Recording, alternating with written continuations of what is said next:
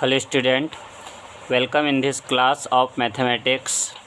Student, आज की mathematics की क्लास में हम बीटा और गामा फलनों से हमें जो रिजल्ट मिले थे पिछली क्लास में, उन रिजल्ट की सहायता से इन प्रश्नों को हल करने वाले हैं। इसके लिए हमें पिछली क्लास के इस रिजल्ट को ध्यान में रखना होगा। पिछली एक क्लास में हमने प्रूव किया था कि integration 0 to π/2 sin x to the power p into cos x to the power q dx, इस इंटीग्रेशन का मान gamma p plus 1/2 into gamma q plus 1/2 gamma p plus q plus 2/2 होता है। इस रिज़ल्ट को हमने अपने पिछली क्लास में प्रूव किया है। आप चाहे तो उस क्लास का वीडियो देख सकते हो। इस वीडियो के डिस्क्रिप्शन में हमने पिछले क्लास के उस वीडियो का लिंक दे रखा है। आप उस लिंक पर क्लिक करके हमारे पिछले क्लास के उस वीडियो को देख सकते हो जिसमें हमने इसको प्रूव किया है। इसी फार्मूला की सहायता से हम इन दोनों प्रश्नों को हल करने वाले हैं। तो देखो कैसे हल करेंगे। पहला क्वेश्चन हल करते हैं। Integration 0 to π/2 tan x to the power n dx, इसको हम अरेंज करके लिख रहे हैं। Integration 0 to π/2 tan x to the power n को हम लिख रहे हैं sin x to the power n upon cos x to the power n into dx। फिर हम इस स्टेप को आगे बढ़ाते हैं। Integration 0 to π/2 sin x to the power n into ये 1/cos x to the power n को हम cos x to the power minus n लिखते हैं। ये cos को हमने अंश में लिख दिया। हर में घात प्लस n थी, अंश में जाने पर घात माइनस n होगी। अब हम यहाँ पर इस फॉर्मूला का यूज करेंगे। देखो यहाँ पर इस इंटीग्रेशन में और इस इंटीग्रेशन में फ़र्क क्या है। यहाँ p है तो यहाँ p के जगह n है। इस इंटीग्रेशन में q है और इस इंटीग्रेशन में q के जगह पे माइनस n है। मतलब इस इंटीग्रेशन में p की वैल्यू n और q की वैल्यू माइनस n है। इसका मान हम इस फॉर्मूला की सहायता से लिखते हैं। देखो क्या लिखना है हमें। यहाँ गामा p प्लस 1/2 लिखना है, लेकिन p के जगह n है तो हम गामा n प्लस 1/2 लिखेंगे।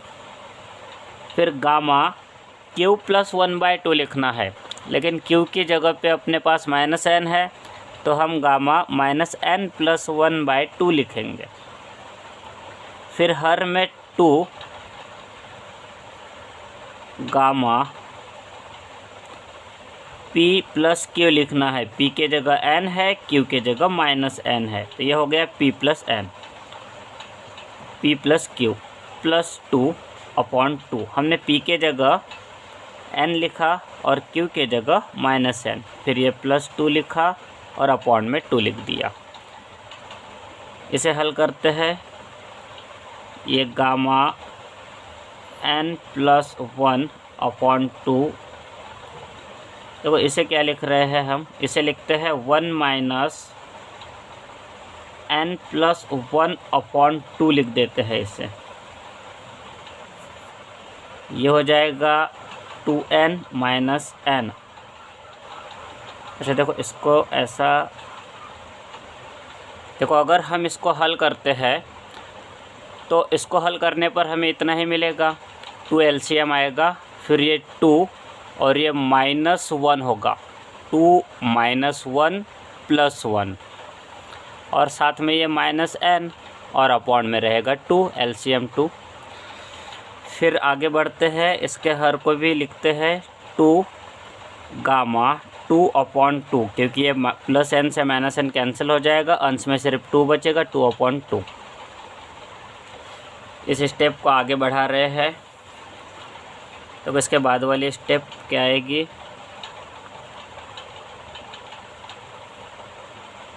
यहाँ gamma n plus 1/2 into gamma 1 minus n plus 1/2, ये एज इट इज रखा। हर में ये 2 और 2/2 होगा 1, मतलब ये गामा 1 होगा और गामा 1 की वैल्यू 1 होती है। जब हम गामा 1 को 1 लिखेंगे तो ये 1 इंटू 2 2 होगा। इस 2 को हमने यहाँ इस रूप में लिख दिया 1/2 के रूप में। और ये जो है इसको हम इस सूत्र का प्रयोग करके लिखेंगे। सूत्र देखो क्या है, gamma n into gamma 1 minus n equals to होता है pi upon sine n pi. लेकिन यहाँ पर n के जगह n प्लस 1 है, ये gamma n plus 1 1 minus n plus 1/2 है, मतलब यहाँ n के जगह n प्लस 1/2 है। गामा n प्लस 1/2 जो कि n के जगह लिखा गया है। फिर ये 1 माइनस n लिखा है तो यहाँ 1 माइनस n प्लस 1/2 लिखा है, मतलब n के जगह n प्लस 1/2 लिखा है।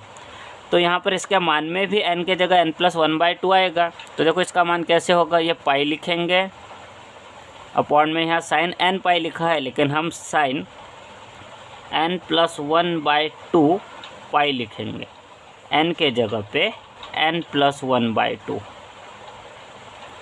इसे आगे बढ़ाते हैं, ये पाई इंटू 1 पाई और अपॉन में ये 2, फिर यहाँ बचा 1 अपॉन साइन, इसको हम चाहे तो ऐसा भी लिख सकते हैं n pi upon 2 plus pi upon 2। फिर इस स्टेप को आगे बढ़ाएंगे, पाई/2 1 अपॉन, इसको लिखते हैं साइन पाई/2 प्लस n पाई/2,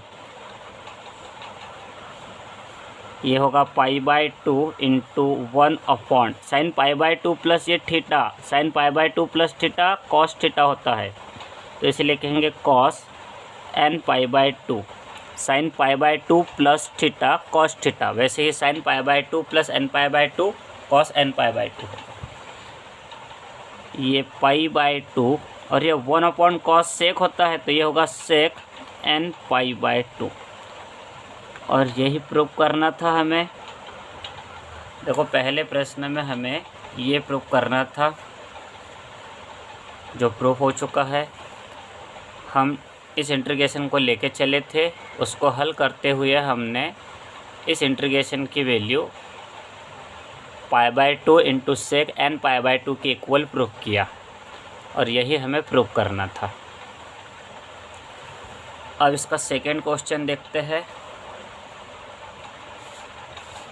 इसका सेकेंड क्वेश्चन हल कर रहे हैं, हल 2। इस साइड को लेके चलेंगे और इसकी वैल्यू पाई के इक्वल दिखाना है हमें, तो हम इस साइड को लेके चलते हैं और इसकी वैल्यू निकालते हैं। देखते हैं इसकी वैल्यू पाई के इक्वल मिलती है कि नहीं। Root of sine x into integration 0 to पाई/2 root of sine x dx। इनको हम अरेंज करके लिखेंगे। ये इंटीग्रेशन 0 टू पाई/2, ये 1 upon root of sine x को हम sine x to the power -1/2 लिख सकते हैं, और साथ में ये dx। फिर इनटू ये सेकेंड इंटीग्रेशन 0 टू पाई/2, रूट ऑफ साइन x को हम लिखेंगे sine x to the power 1/2 और साथ में dx। अब इस स्टेप को आगे बढ़ाते हैं। इंटीग्रेशन 0 टू पाई/2 sine x to the power -1/2 into cos to the power 0x लिख देते हैं, साथ में dx। Cos x to the power 0 का मतलब 1 ही होगा, और 1 का इसमें मल्टीप्लाई करने पर इस पर कोई प्रभाव नहीं पड़ेगा, क्योंकि 1 इंटू इतना करेंगे तो यही वैल्यू मिलेगी हमें। फिर इंटू ये सेकेंड इंटीग्रेशन 0 टू पाई/2 sine x to the power 1/2 into cos x to the power 0 लिख देते हैं। Cos x to the power 0 मतलब 1 और 1 into sine x to the power 1/2 equal to sine x to the power 1/2 ही होगा। अब यहाँ हम इस सूत्र का प्रयोग करते हैं। देखो अपना सूत्र क्या था, इंटीग्रेशन 0 टू π/2